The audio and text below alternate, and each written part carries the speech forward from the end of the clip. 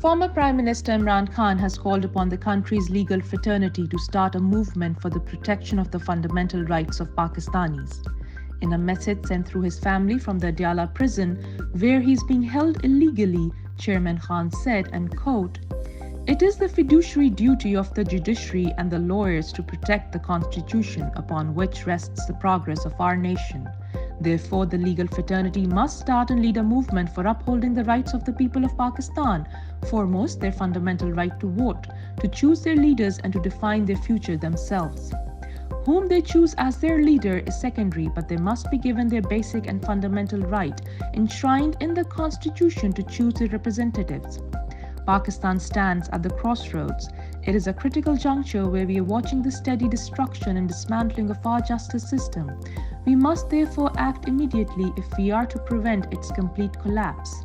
If we do not fight for justice and stand behind our judges, we will not be able to establish constitutional supremacy in this country or stand up against this rule of might where only the fittest and the richest survive."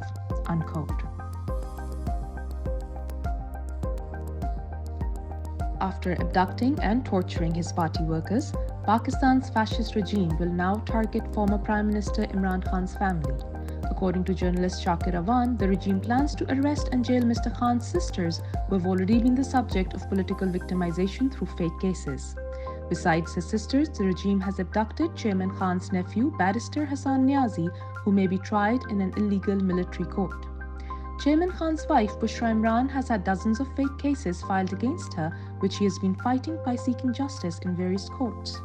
Despite this unprecedented fascism, former Prime Minister Imran Khan, his political party and the family has vowed to resist such tactics until there is rule of law for all Pakistanis.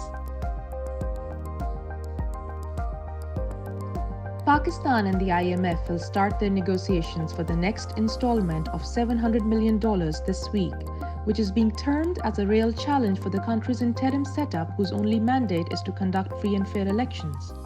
An IMF review mission will land in Pakistan on November 2nd and review the country's economic performance during the first 3 months of the current fiscal year, from July to September. Pakistan's economy has been decimated since Imran Khan's government was overthrown in April of 2022 as part of a conspiracy. Analysts have repeatedly called for political stability to ensure economic stability, but the country's powerful establishment has so far refused to hold elections, fearing Imran Khan's popularity. Prior to reaching a previous agreement earlier this year, the IMF team met former Prime Minister Imran Khan, who is now illegally incarcerated. Bolivia has cut official ties with Israel over the war in Gaza as 2 other Latin American countries recall their ambassadors in Tel Aviv for consultations. Bolivian Deputy Foreign Minister Freddy Mamani said at a press conference on Tuesday night, and quote, "Bolivia decided to break diplomatic relations with the Israeli state in repudiation and condemnation of the aggressive and disproportionate Israeli military offensive taking place in the Gaza Strip," unquote. Minister of the Presidency Mariana Laprada also announced the country would send humanitarian aid to Gaza. She said, and quote, "We demand an end to the attacks which have so far caused thousands of civilian deaths and the forced displacement of Palestinians," unquote. Neighbors Colombia and Chile also recalled their ambassadors for consultations, condemning the deaths of civilians in Gaza and calling for a ceasefire.